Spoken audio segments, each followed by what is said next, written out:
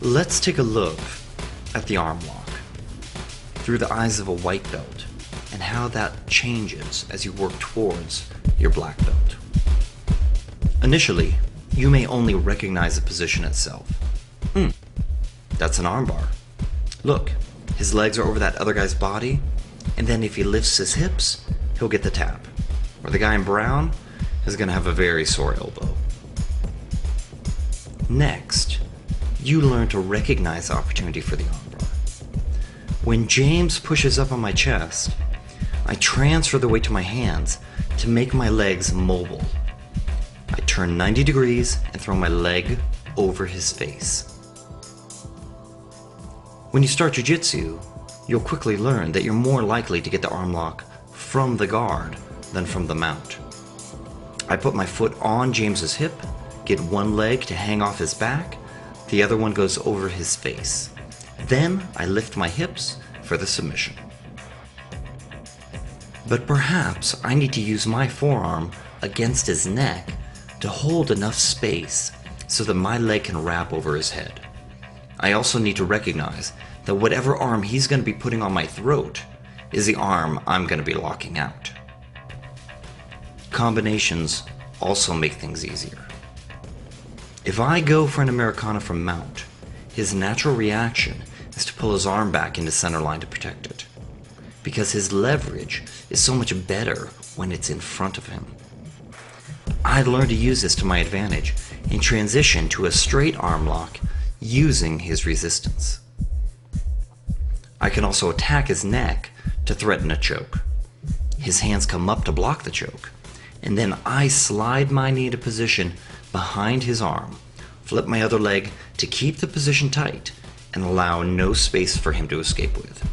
Finally, I throw my leg over his face to finish the arm lock. Another common reaction is for him to expose his free arm as I attack for the Americana. I need to be thinking ahead and make sure he can't use a free arm to defend my attack. Therefore, I'll make him catch his balance with that free arm, which leaves the original target unprotected. Now, if he drops his body weight and stacks me to prevent me from extending my hips, then I have to move around him. Don't fight his power and strength. Instead, spin underneath him, force him to roll, and finish the arm lock anyway.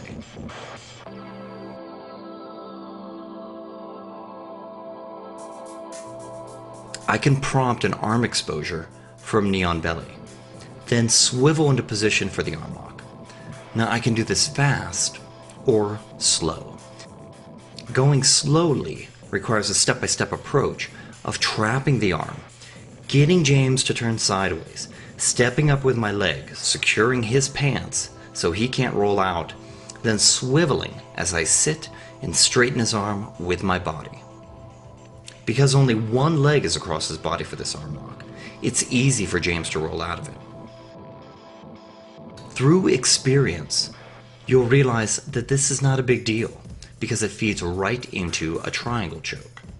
I put my foot on his hip as he comes up, which gives me the nice angle to finish with a triangle or an arm lock.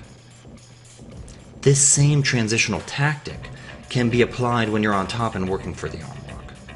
Just slip your leg through his arms and let him roll into your triangle or arm lock. Or change to a compression technique if he wants to keep the arm bent. This is very painful. Or you can change the target and focus on his wrist. That's a classic way to open things up. Your other leg can also be used to break his armbar defense. You're not worried. You've seen all of this before. As your belt darkens, you realize the arm doesn't always have to be in front of you. In fact, you can trap it behind your tricep.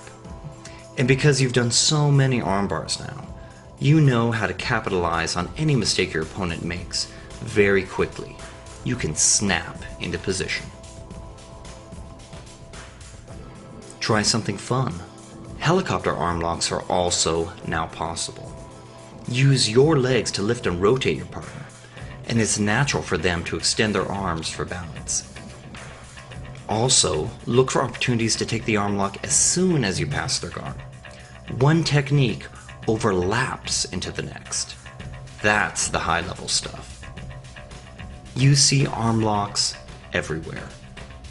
Right off the guard pass, when you have their back and they defend the choke.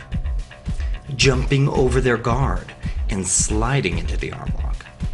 Defensively, as they try to pass your guard by throwing your leg to the side, or even jumping into a flying armbar.